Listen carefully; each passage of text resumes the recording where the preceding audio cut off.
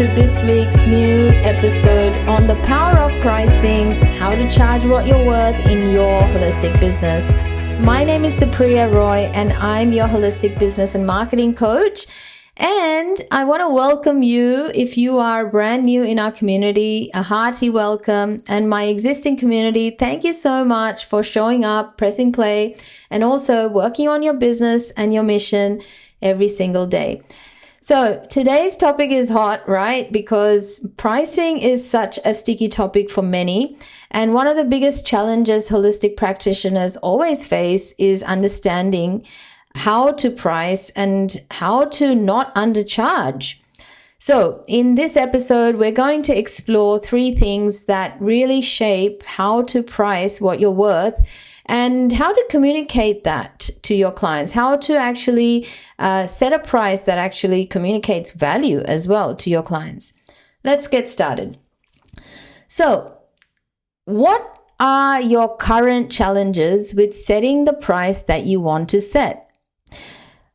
For me, when I think back to my journey, I firstly only did what everybody else was doing. I never really challenged myself. When we're looking at the first 3 years of being a business owner, didn't even intentionally think about being a business owner. I was just doing things just so people could pay me something for my services. That's how I was thinking. And the only reference that I used was what's out there in the marketplace. And I knew I didn't want to be the lowest and I knew I didn't want to be the highest. And so I just kept up with what's out there. So a lot of my progress got halted, I noticed, that because I was not charging what I was worth, because I could see that every other person like me that was providing the same services in the area, they were charging in that way, meaning they were selling single sessions, single services, and they also didn't have their own center. And I was following what they were doing. So when their pricing model showed me gaps was that if I didn't work, I didn't make money. So I could never go on holidays. And I felt forced to go on holidays because everybody else would go on holidays on the common holiday days. And I would be left with no income then. Plus, I couldn't really raise my charges. Not that I couldn't, but I didn't change any pricing. But I had taken it as status quo, right? Like I was just thinking that that's how it goes. I guess that's the reality of what I do. This job doesn't pay as well. And this business is not really just for the money. Okay? Not just for the money, but it just doesn't produce income.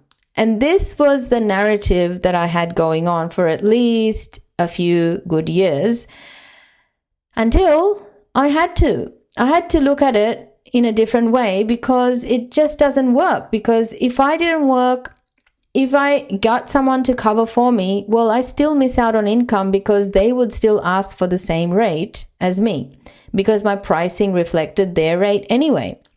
Getting this? So literally, I worked a lot. I didn't take any time off unless the public was taking days off. And I also wasn't raising my rates. I wasn't really offering anything that could provide me any continuity. And I occupied all my hours, as many as possible, with jobs. 3 years went past, 4 years, I was getting really tired. I was losing weight like anything. I was really struggling to keep up my own self-care, and yet I was teaching self-care, and it was just not feeling right. And I was really going, I was just now finding reasons of how I can change things and what I wanted next. And I was thinking about changing. So many of you might already have been here, like where I am or where I have been. And many of you might already be thinking like, what's next? How do I get paid more and do less, or at least get paid more for how many hours I put in right now? So it's an essential question. You need more productivity out of the time that you have, and productivity equals profitability. Okay, there is no such formula where you get to spend all the time you need and then you say, I'm profitable. We always look at how you're spending your time. If you were to join my single one-on-one coaching program where we help you become profitable, we will look at how you manage your time currently. What are you spending your time on? How much time are you spending inside doing the work, and how much time are you spending on outside the business actually doing the promotions and marketing and sales, right? And a lot of the solopreneurs, like my younger self, they start off with 100% doing the work. That's okay. Like a couple of years to start with is okay, because you do need to get used to and, pretty much get some treads on your tires, so to speak.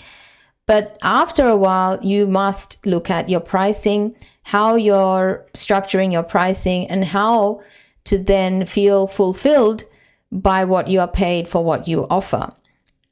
So let's talk about understanding your worth. Okay. What do we really mean when we say let's charge what we're worth? And how can you work that out when it comes to your pricing? Have you ever thought of that? What do you mean what you're worth? And when you think about that, what do you actually look at? Like, how do you know you're worth this? So there is a structure.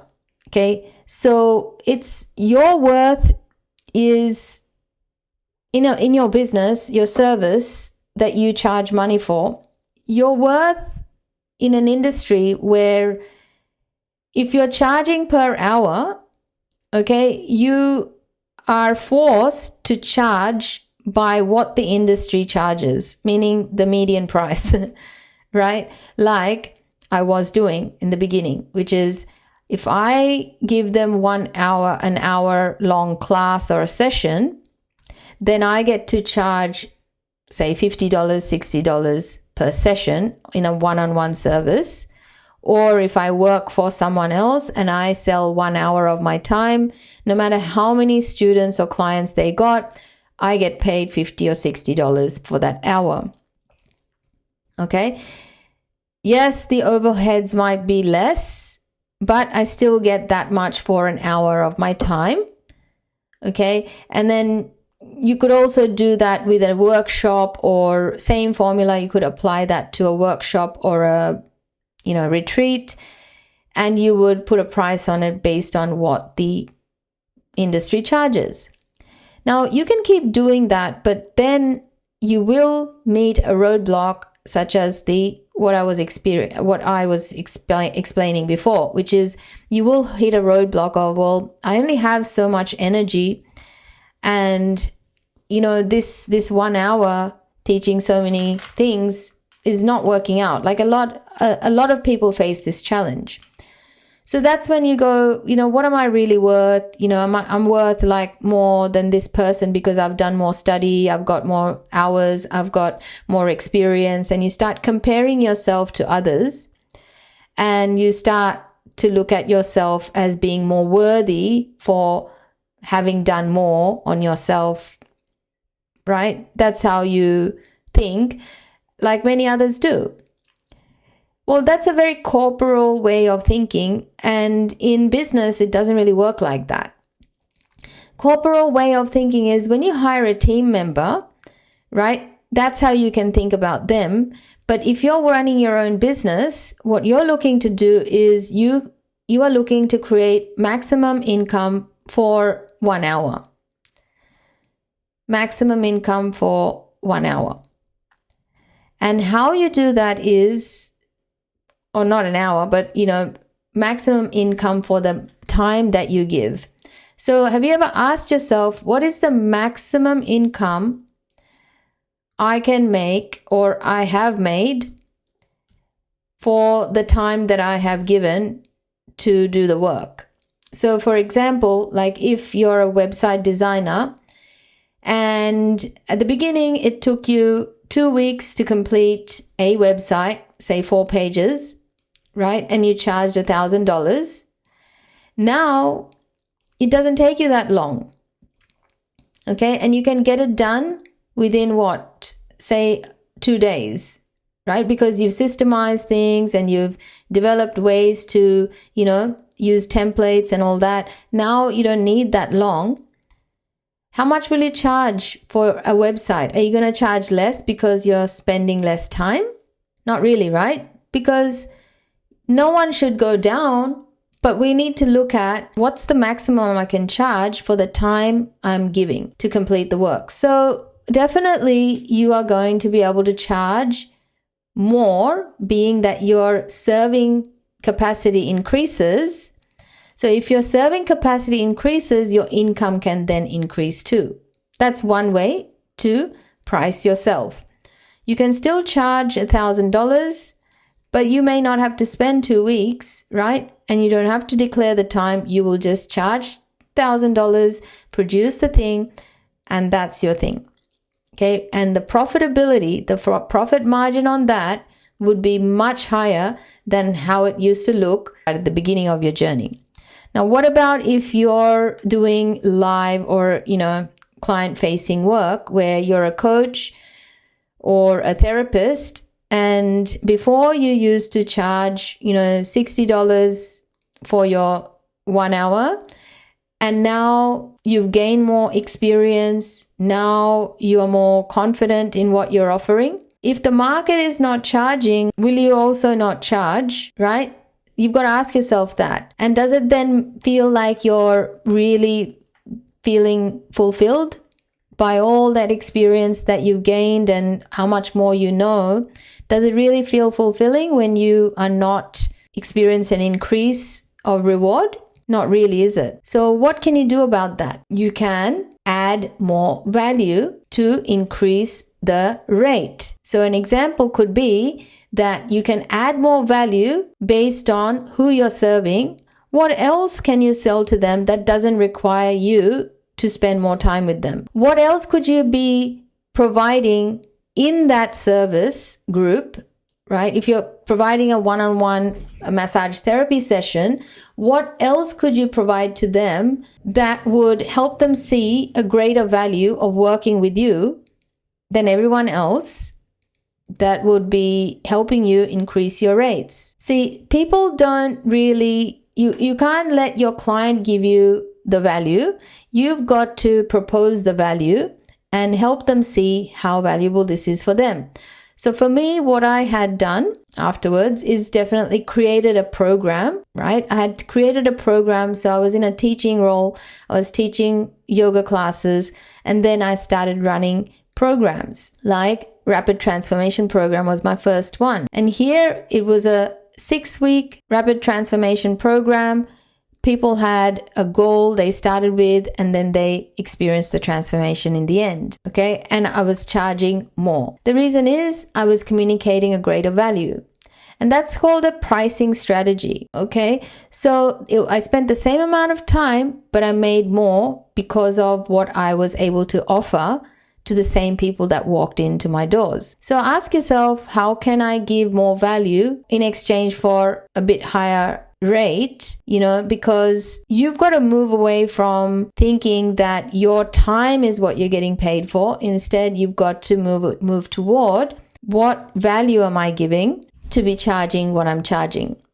Now, there is a formula for figuring that out as well. You're looking at always giving at least 3 times more the value of what you're asking. So if you're asking for $10, for example, you want to give away what would be like $30 to $50 worth. So how can that help you improve the pricing model you are using? So then we look at overcoming your fear and guilt around raising your prices. This is a big one I had to work on a lot. Like for at least 3-4 years, I worked on this fear and guilt around raising my prices. I want you to be clear about the first 2 points I shared with you. It doesn't work like how it worked when you had a job, if you had a job before this, where you ask for a pay rise because you've been there longer, okay? And because they're comparing you to another person in the same role, or maybe they're comparing their budget, etc. But when you are a business owner, you think differently, and your thinking is about value-based pricing versus just raising prices. People just don't see it that way, okay? And just like that, you also wouldn't see it that way if you had employees or team members who would say, well, the prices went up, you need to pay me a higher rate. It doesn't work that way because you're a business and you must first look at your profitability first, right? Profit margins are key to actually looking at how to pay a rate. So the same thing applies to you, how you charge. Overcoming the fear and guilt of charging what you are worth or what your rates are. When you don't charge your rate, how do you feel? I know for a very long time, I felt like I'm doing the right thing because I had this inner belief that, I can't be focused on money because that I'm doing this as my calling. This is my spiritual calling. I just didn't have this clarity that I have now and then later on developed. So I want you to also ask yourself, what are some of your beliefs around money and pricing?